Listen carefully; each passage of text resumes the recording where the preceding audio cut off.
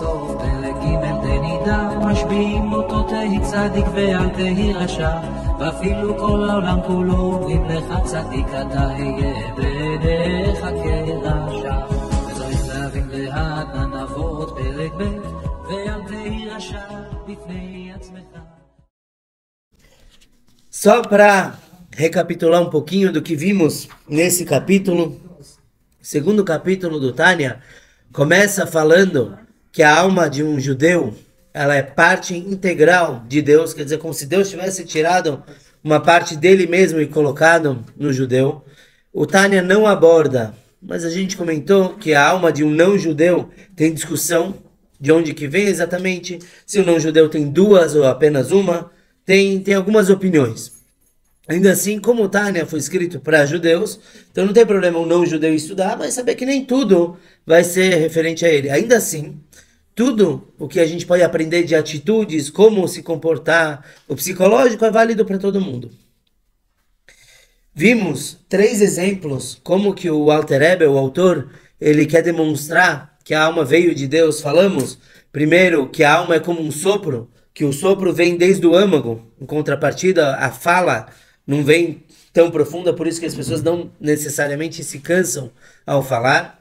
Vimos o segundo exemplo, que a alma é como o pensamento, assim como o pensamento é muito íntimo da pessoa, em contrapartida, fala e ação nem tanto. Então, vemos que a alma vindo como pensamento, quer dizer, vem lá de dentro de Deus. E o terceiro exemplo é como filho de Deus, que o filho ele tem a mesma essência que o pai. Falamos que todos os níveis do filho, do corpo humano, até mesmo a unha, vem daquela gota de sêmen do pai. E isso representa, então, a força da conexão da alma judaica com Deus. E aí, às vezes a gente pensa, vemos judeus mais afastados, que não querem nada com nada, não quer nem no Yom Kippur vem na sinagoga. Tem.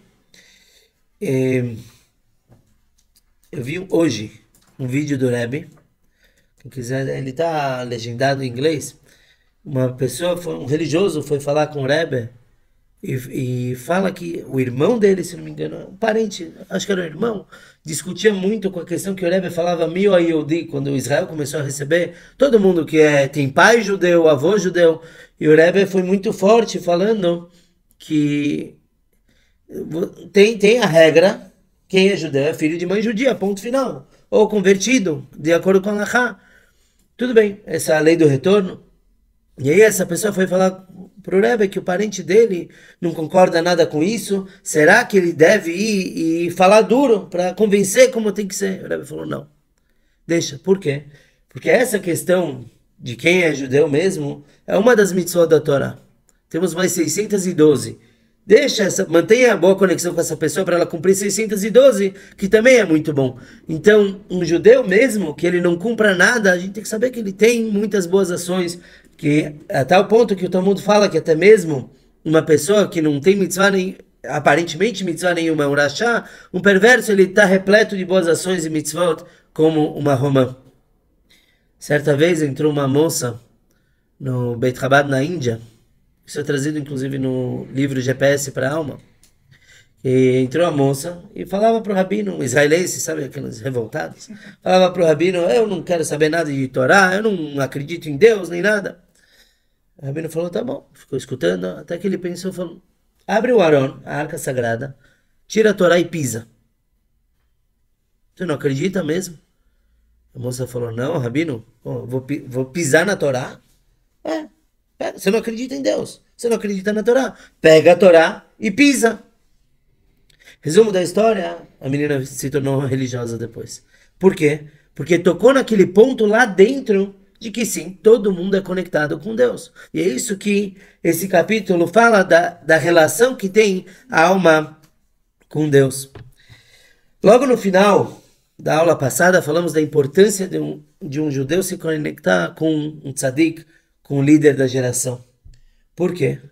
Porque mesmo que todas as almas vêm de Deus, são parte de Deus, nem todas são iguais aqui embaixo, porque todas passam pelos 4 mundos da criação. Alguns se influenciam com cada mundo, com cada nível, e vai se rebaixando. Outros apenas passam, mas não se deixam influenciar.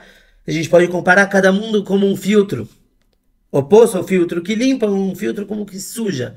Então a alma que passa direto, ela vê Deus o tempo todo, e esses são os tzadikim de cada geração, que eles reconhecem o Deus que está por trás de cada coisa. E os outros vão se tornando mais megushamim, mais físicos e perdem essa sensibilidade. Quem passa por todos os mundos são as pessoas normais, que não veem Deus. Tem que procurar por Deus. Isso, claro, é bem em resumo. Eu tinha proposto explicar os 4 mundos nessa aula, mas como o Tânia vai abordar eles mais profundamente mais para frente, então não vamos dar spoiler nessa aula, a gente vai chegar lá. E aí paramos nisso, que é importante a pessoa se conectar com o tzadik, com o Rebbe da geração. E é curioso. Por quê? Por que tem essa necessidade? Ele é mais elevado, tá? Mas você sabe que tem outras religiões por aí que falam que tem que acreditar em tal para se conectar com Deus. A gente fala que isso é idolatria. De repente fala que tem que se conectar com o Rebbe, com o líder da geração. Cada um com o seu Rebbe, é claro. Mas não soa muito como outras religiões. A verdade é que existe o Memutzá. Memutzá quer dizer intermediário. Tem o Memutzá Mafsik, o intermediário que interrompe. E tem o Memutzá Mechaber. Tem aquele intermediário que une. Qual a diferença? Memutzá Mafsik é aquele que diz que se você não se conectar comigo, você vai pro inferno, pro purgatório, você não tem salvação. Se você se conectar comigo, você está salvo. Então ele interrompe, ele fala ou através de mim ou nada. Memutzá Mechaber, o intermediário que conecta, quer dizer que ele dá uma conexão melhor. Todo judeu é conectado com Deus. Todo, sem exceção, até mesmo o maior pecador, como a gente acabou de falar. Ainda assim, existe você ter um facilitador. Quer dizer, você já é conectado, mas tem alguém que consegue te demonstrar como se conectar melhor. Isso é um tzadik. Agora, eu falo Rebbe, existem vários tipos de rabinos. Tem o rabino que é líder de uma yeshiva, o Rosh Yeshiva, que dá aulas. Tem o rabino que orienta a pessoa no caminho da vida, como se comportar, como se aquecer com Deus, o que estudar. E tem Rebbe. Rebbe é o Rashei Tevot, é o acróstico de Rosh Bnei Israel, a cabeça do povo judeu. E aqui a gente entende porque é preciso conectar com o Rebbe. Falamos na aula passada que tem judeus do nível de cabeça, tem judeus do nível de unha, quer dizer, lá embaixo, de calcanhar. Todos são parte de um corpo só. Você não tem como desprezar ninguém. Não tem como cortar, amputar uma parte do corpo e falar que está tudo bem. Tanto que, como a gente fala aqui, que é tzibur. Congregação é o acróstico de Tzadik Benoni Nashá. Justos, intermediários e perversos. Você não tem uma congregação sem todos. Você não pode tirar alguém que você não concorde com ele ou que ele seja pecador, falar que ele não pertence à comunidade. Não pode fazer isso. Exatamente. Então, quando chega na relação com o Rebbe, quer dizer que você usa essa conexão para brilhar mais o que você mesmo é. Ele consegue te conectar com Hashem, você já está conectado, mas ele consegue fazer você perceber isso. Ele consegue fazer você realizar o teu potencial. Por isso que o Rebbe mandava rabinos, manda na verdade, rabinos para todo mundo, em todos os lugares, e nem sempre as pessoas acham, poxa, que esse cara está lá ocupando espaço? Um Rebbe, ele sabe o verdadeiro potencial de cada um. E ele fala, vai para lá, lá você vai conseguir. Então essa é a lógica de se conectar com o tzadik. O tzadik, ele está mais acima. Isso que o Tânia, ele fala, Mubazei Uvan, e assim entendemos o que disseram nossos sábios sobre o versículo, o Ledavka Bo, que você deve se apegar a Deus. Como você vai se apegar a Deus se Deus não é físico? Como você vai se aproximar de Deus? Não dá. Então a explicação é que aquele que se apega a um estudioso da Torá é considerado pela Torá como se estivesse ligado a Shekhinah. Quando você se apega a um estudioso, a um sábio da Torá, então automaticamente você está junto com a Shekhinah, com a divindade, a presença divina. Qual a lógica? Por que Por que eu tenho que me aproximar de um tzadik? Hatam Sofer, Baba Sali, Rebbe de Lubavitch. O que está por trás disso? É que uma vez que esse tzadik, ele tem uma alma mais elevada, certo? É aquele que não foi filtrado pelos mundos. Então ele vê Deus. O que quer dizer ver Deus? Já que todo mundo ele é criado através da palavra de Deus, tudo tem uma faísca divina que dá vitalidade. Um tzadik, ele consegue enxergar isso. Então, se você se apega a esse tzadik, você se apega a alguém que vê Deus. Cada um no seu nível. Também um tzadik, ele é anulado por Deus. Por Deus não, ele se anula por Deus. Então, automaticamente, já que tudo que o tzadik fala é o que Deus fala, tanto que sobre Moshe Rabbeinu está escrito que Deus falava pela garganta de Moshe, e por isso ele falava em primeira pessoa, eu vou dar bênção, eu vou dar chuva. Moshe não ia dar chuva nenhuma. Mas uma vez que ele é totalmente anulado por Deus, então ele seria como um telefone que Deus está falando através do Moshe para cada um de nós. Pois através da ligação com os eruditos, a Nefesh, Ruach e Neshama do ignorante ficam ligadas e unidas à sua essência original e à sua raiz, que é a sabedoria suprema. Por isso que um estudioso, como a gente chama, Talmid Chacham, ele é um aluno sábio, a gente não chama de Chacham. Alguém que estuda mesmo é Talmid Chacham, porque ele está constantemente vendo Deus, ele está constantemente se elevando. E nós falamos, para quem se recorda, em outro shiur, que viemos da sabedoria de Deus. E aí foi feita a pergunta, sabedoria de Deus não é a essência de Deus, é? É sim, nota 0. É sim, porque Deus ele não se divide, diferentemente de cada um de nós, que somos nós, nossa sabedoria e o que a gente conhece. São 3 fatores. Deus é uma coisa só.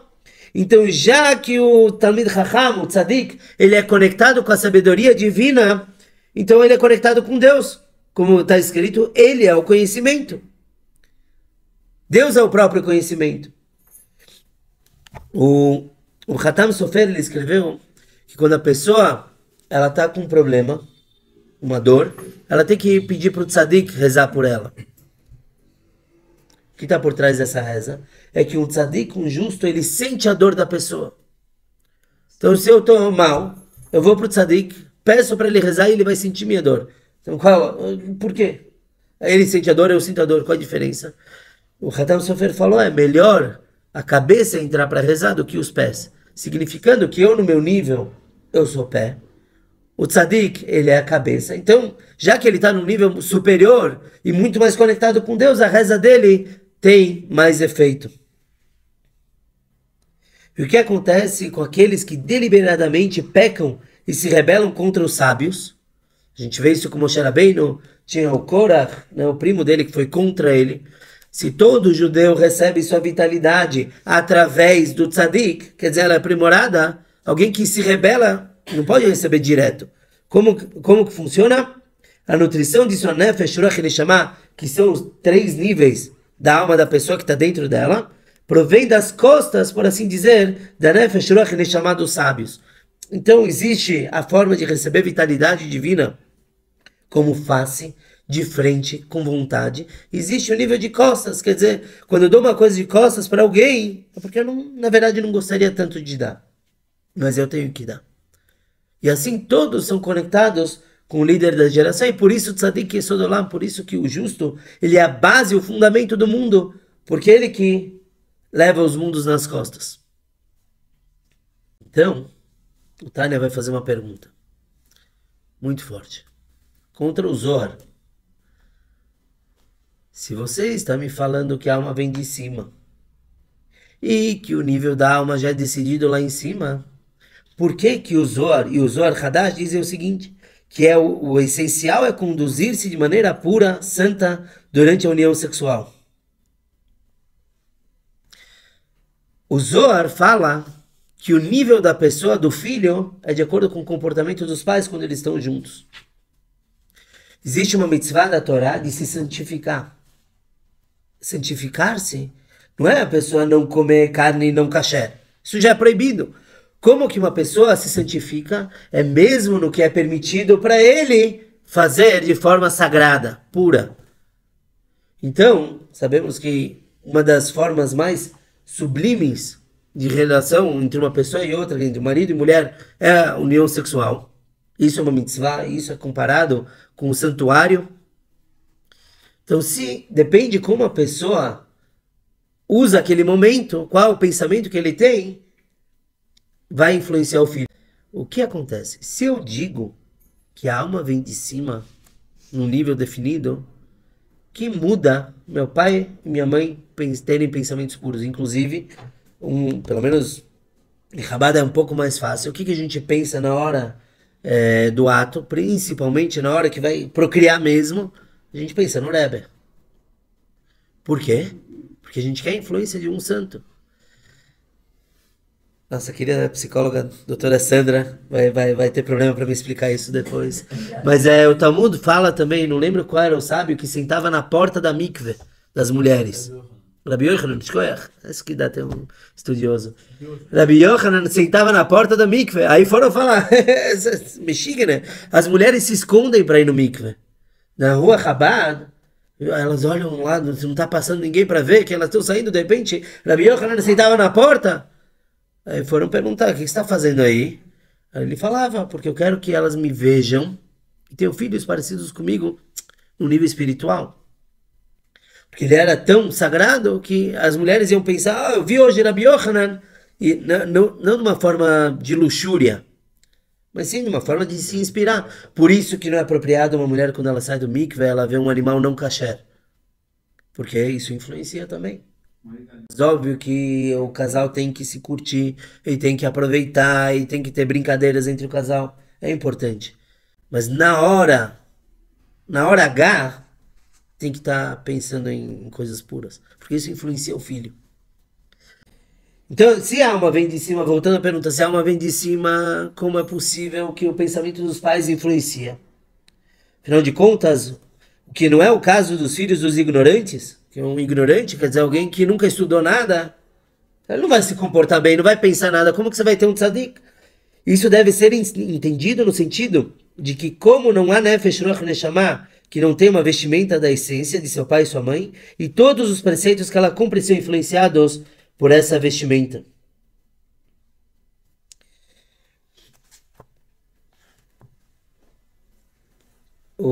Tem uma história bonita do filho do aluno do Baal Shem Tov. Teve o Baal Shem Tov, o Magid, e depois tem o Alter Rebbe, o fundador da Hassidut Chabad, o autor do Tânia. O Magid, ele tinha um filho chamado Rabbi Avraham Malach. Rabbi Avraham, o anjo, porque ele se comportava que nem um anjo. De onde ele veio? Então, Magid, ele ficou doente por 20 anos. Ele não estava muito mal, então a esposa nem provocava ele, deixava ele. Não tinha relação. E ainda assim, sem o Magid saber, a esposa ia no mikve todos os meses, certinho. E no inverno, isso lá na Rússia, no frio. E uma vez, ela foi no mikve. Quer dizer, ela não queria que o marido soubesse, porque ele não tinha forças para ter relação com ela. Então ela ia para se purificar, mas não contava. Uma vez ela foi no mikve, e o encarregado do mikve não aqueceu o mikve.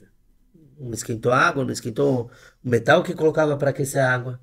E era inverno. E ainda assim ela entrou no mikve, fez como devia fazer.